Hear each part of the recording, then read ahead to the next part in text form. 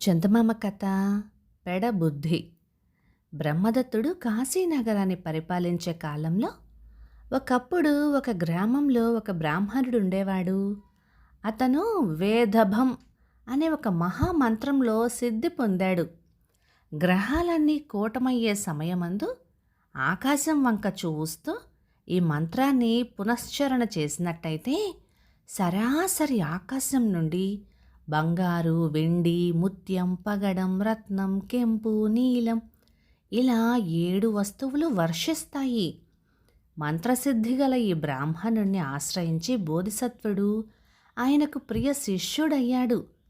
ఒక రోజున శిష్యుని వెంట పెట్టుకుని గురువు అరణ్య ప్రాంతానికి చేరుకున్నాడు.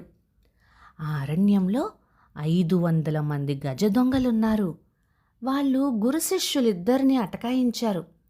అయితే ఆ దొంగలలో చిత్రమైన నియమం ఒకటుంది. 2 బాటసారులు కలిసి ఆ త్రోవన వచ్చినట్లయితే ఇంటికి పోయి శిక్షా రుసుము తెచ్చి తోడివాడిని విడిపించుకుని పోవటానికి అవకాశం ఇచ్చి అందులో ఒకరిని వదిలేస్తారు. ఆ వచ్చిన బాటసారులు తండ్రి కొడుకులైతే తండ్రిని పోయి రమ్మని చెప్పి రుసుము తెచ్చి కొడుకుని విడిపించుకునేటందుకు అవకాశం ఇస్తారు. అలానే తల్లి కూతురు అయితే తల్లిని, సోదరులైతే అందులో ఒకరిని, గురు శిష్యులైతే శిష్యుణ్ణి ఇలా వదిలిపెట్టడం వాళ్ళ మామూలు. ఇప్పుడు ఆ వింత దొంగలు బ్రాహ్మణుని తమ వద్దనే అట్టిపెట్టుకొని శిష్యుడైన బోధిసత్వుని పోయి రమ్మని పంపించారు. వెళ్ళేటప్పుడు బోధిసత్వుడు గురువుకు నమస్కరించాడు. గురువర్య, భయపడకండి, 1-2 రోజుల్లో తప్పక తిరిగి వచ్చేస్తాను. అయితే నా మనవి మటుకు ఒక్కటి వినండి. ఇవాళ గ్రహాలన్నీ కూటమయ్యే రోజు. కొంపతీసి ఇవాళ మాత్రం ఆ మంత్రం జపించి రత్నాల వర్షం కురిపించకండి. అలా చేశారంటే మీకు ఈ దొంగలకు కూడా తీరని ముప్పు కలిగి తీరుతుంది. ఇలా అని మరి చెబుతూ బోధిసత్వుడు బయలుదేరి వెళ్ళాడు. సూర్యాస్తమయం అయ్యింది. దొంగలు వచ్చి బ్రాహ్మణుని పట్టుకున్నారు. పుచ్చపువ్వు లాంటి వెన్నెల కిరణాలను వెదజల్లుతూ పున్నమి చంద్రుడు ఆకాశాన తిరుగుతున్నాడు. బ్రాహ్మణుడు పైకి చూచి గ్రహాలు కూటమయ్యే సమయం వస్తుందని పసికట్టాడు. దొంగల బారిన పడి చేతకాని వాడిలాగా ఈ హింసలన్నీ ఎందుకు నేను అనుభవించాలి? చేతిలో ఉన్న మంత్రాన్ని పఠించి వర్షం రప్పించి దొంగల రుసుము వాళ్ళకిచ్చేసి విడుదలవుతాను.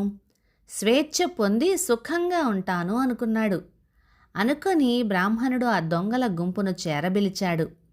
అబ్బాయిలు, మీరు నన్నెందుకు బంధించారో చెప్పండి అని అన్నాడు. అయ్యా, ఇంకెందుకు, డబ్బు కోసమే అన్నారు వాళ్ళు. అంతే కదా, అలా అయితే నేను చెప్పినట్టు చెయ్యండి, మీరు కోరిన ధనం ఇస్తాను అన్నాడు.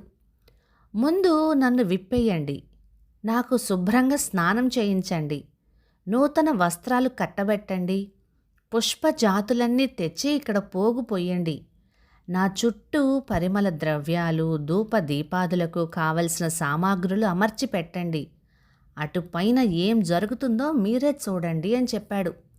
అక్షరాల ఆ బ్రాహ్మణుడు చెప్పిన ప్రకారమే చేశారు దొంగలు.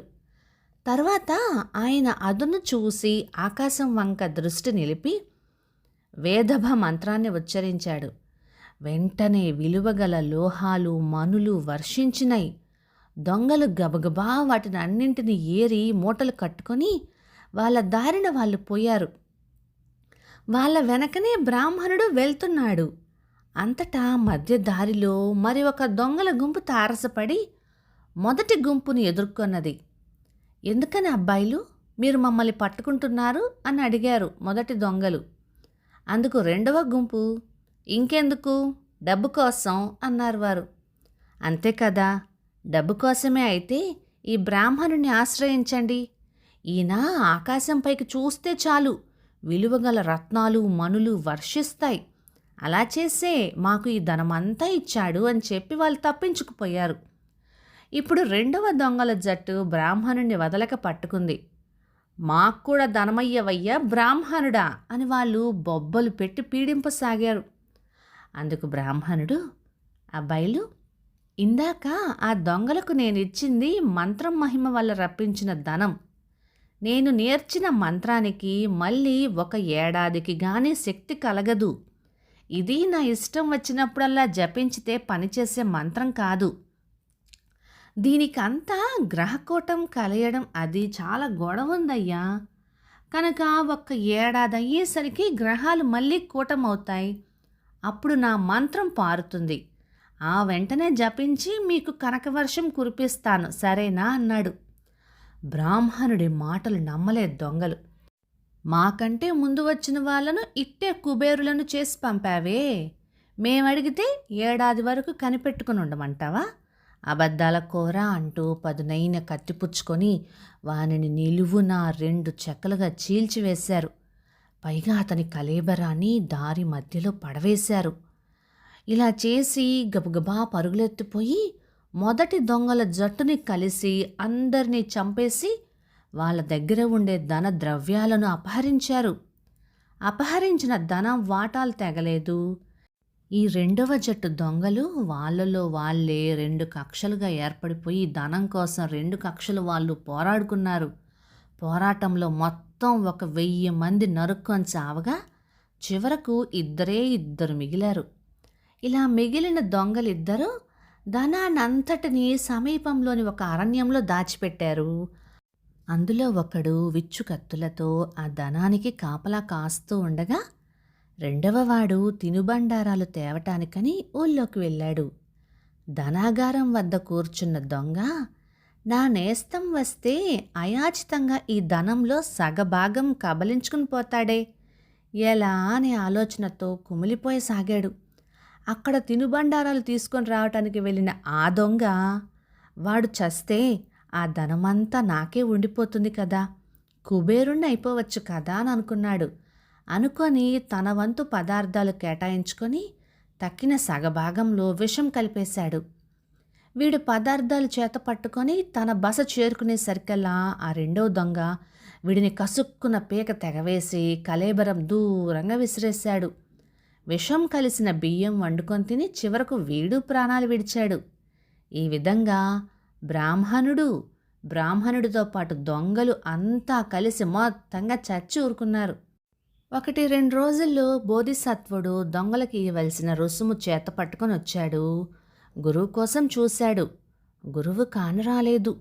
ఎక్కడ చూచినా ధనమే, ఎక్కడ చూచినా కళేబరాలే. అప్పుడే అనుకున్నాడు బోధిసత్వుడు, ఈ బ్రాహ్మణుడు నా మాట చెవిన పెట్టలేదు, తనకు తోచినంత చేశాడు. మొన్నటి రోజున ఈ బ్రాహ్మణుడు మంత్రం జపించి రత్నాల వర్షం కురిపించే ఉంటాడు. దాని ఫలితంగానే అందరూ చచ్చుంటారు అని తలచి బాట వెంబడే చూసుకుంటూ పోసాగాడు. కొంత దూరంలో గురువుగారి కళేబరం కనిపించింది.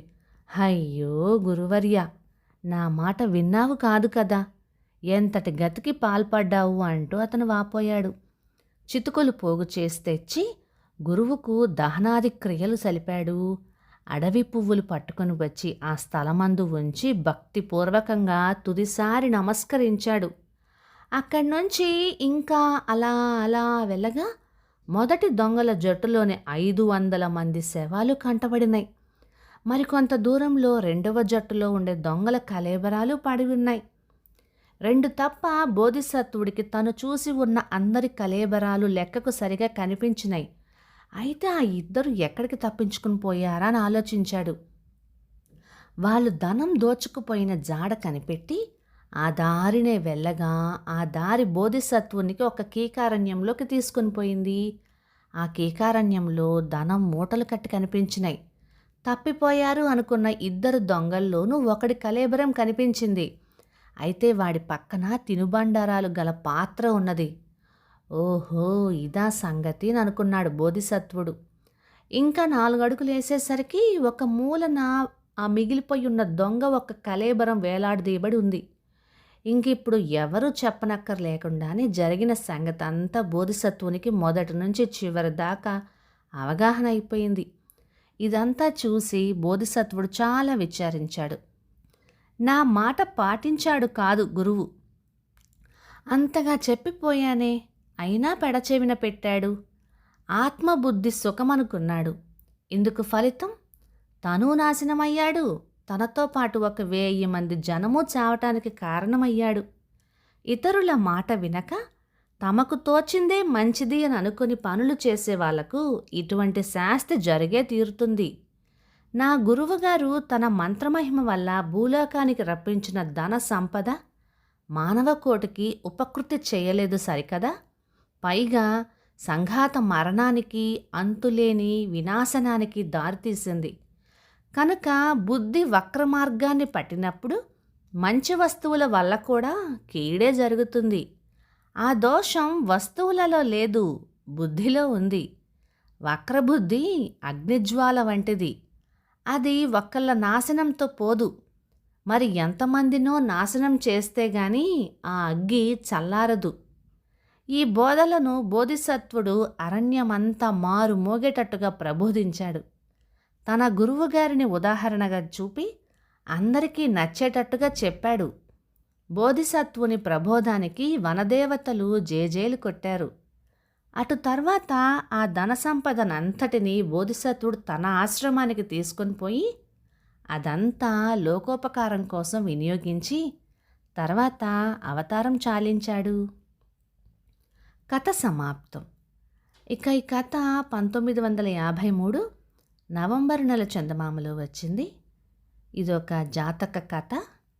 ఇక ఈ కథ మీకు ఎలా అనిపించిందో తప్పకుండా కామెంట్ చేయండి. ఇక ఈ కథలు మీకు నచ్చినట్లయితే లైక్ చేయండి, షేర్ చేయండి. ఇలాంటి మంచి తెలుగు కథల కోసం మన ఛానల్ని సబ్స్క్రైబ్ చేయండి. ప్రతిరోజు కథలు వింటూ లైక్ చేస్తూ చక్కగా పాజిటివ్ కామెంట్స్తో ఎంకరేజ్ చేస్తున్న అందరికీ కూడా థ్యాంక్ యూ.